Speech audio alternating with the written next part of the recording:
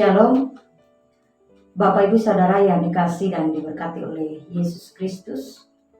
Sebelum kita merenungkan firman Tuhan pada malam hari ini, mari kita berdoa.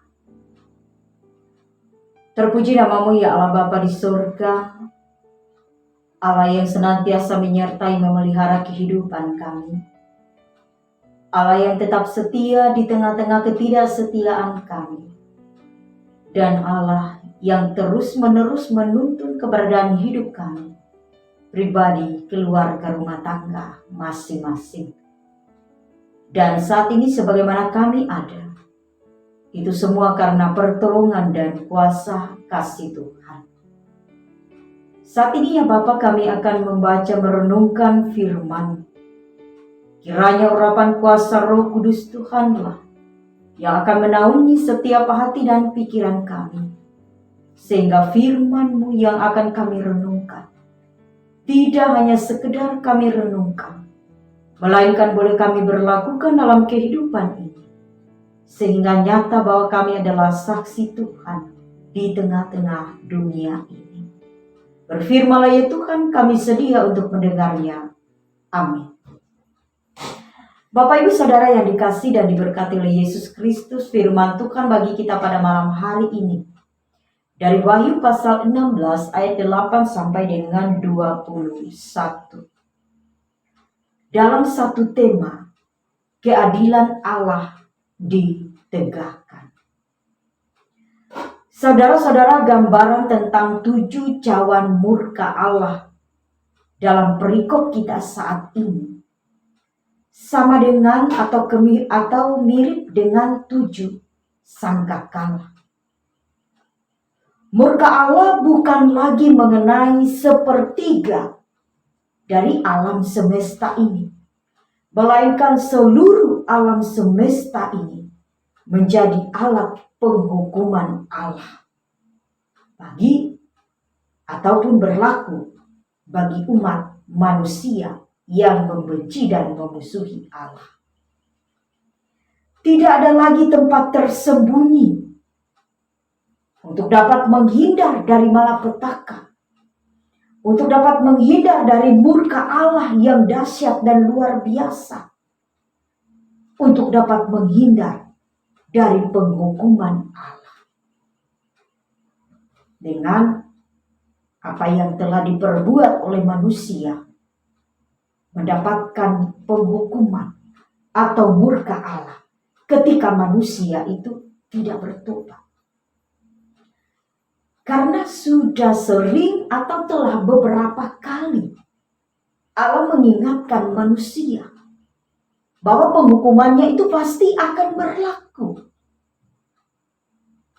Tetapi sekalipun demikian, banyak umat manusia yang tidak mau bertobat.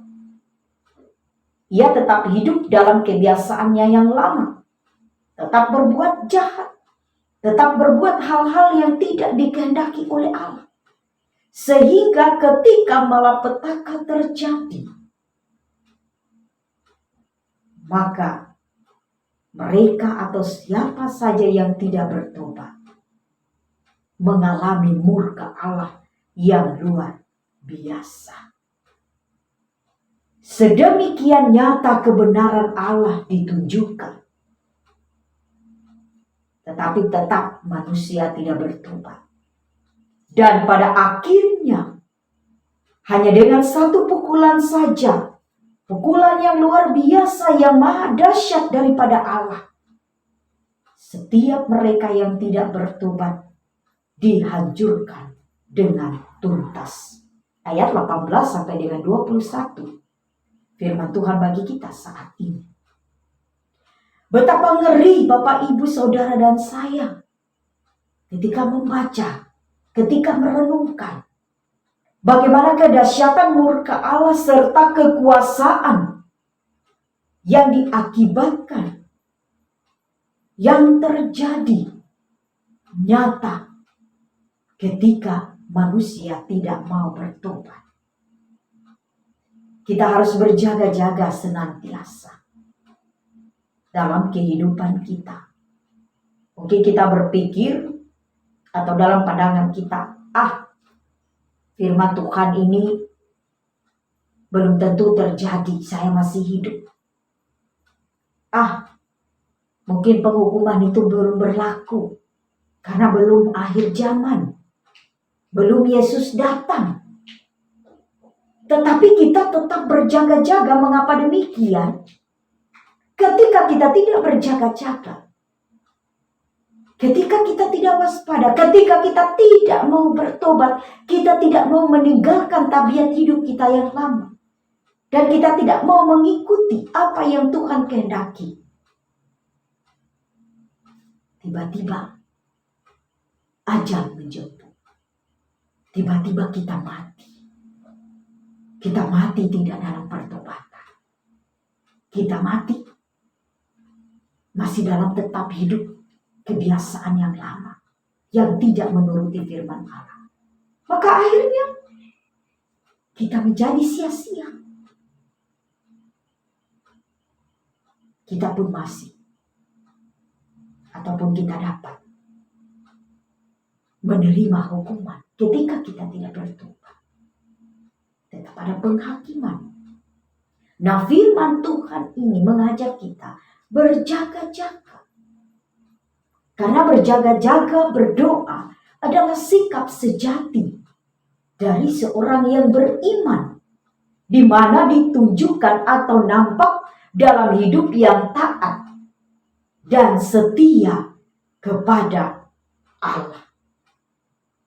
Dalam hidup yang taat dan setia, menjaga hidup tetap kudus, tetap melakukan apa yang Tuhan kehendaki. Nah, firman Tuhan, Bapak, Ibu, Saudara, dan saya, kiranya hendak memperbarui diri dan hidup kita pada saat ini, sehingga kita dapat hidup benar sesuai dengan apa yang kita lakukan, dan hal yang kita lakukan itu pun hanya sesuai dengan apa yang Tuhan kehendaki. Sebab perbuatan dosa pasti diperhitungkan oleh Allah ketika kita tidak mau bertobat. Maukah saudara dan saya untuk hidup sesuai dengan apa yang Tuhan kehendaki? Amin. Kita berdoa. Terima kasih ya Tuhan, firman pada saat ini kembali mengingatkan kami bahwa dalam kehidupan yang kami jalani hendaknya sesuai dan seturut dengan kehendak Tuhan. Terlebih kami berjaga-jaga karena kami tidak tahu kapan waktunya segala sesuatu yang terjadi. Bahkan Tuhan, biarlah kami boleh berjaga-jaga, sehingga ketika kami dijemput oleh Allah melalui kematian, kami tidak menjadi sia-sia, karena hidup kami telah berbuah daripada pertobatan yang nyata, di mana kami setia dan hidup kudus di dalam takut akan Tuhan. Tetapi kami tetap menyadari ya Bapa, terkadang kami tidak mampu untuk melawan segala keinginan daging, sehingga Tuhan kami mohon, urapi kami, tuntun kami, pelihara kami dengan kuasa Roh Kudus-Mu. Saat ini Tuhan, jika kami belum bertobat, kami mau membuka diri, hati, pikiran kami. Kami mau dikuasai oleh Allah. Kiranya Tuhanlah yang akan menolong kami. Tuhanlah yang akan menyertai kami, sehingga kami benar-benar mampu hidup setia, taat, dan takut akan Tuhan. Di dalam nama Yesus Kristus, bukan kehendak kami manusia yang akan terjadi, melainkan kehendak Allah itu sendiri. Amin. Shalom.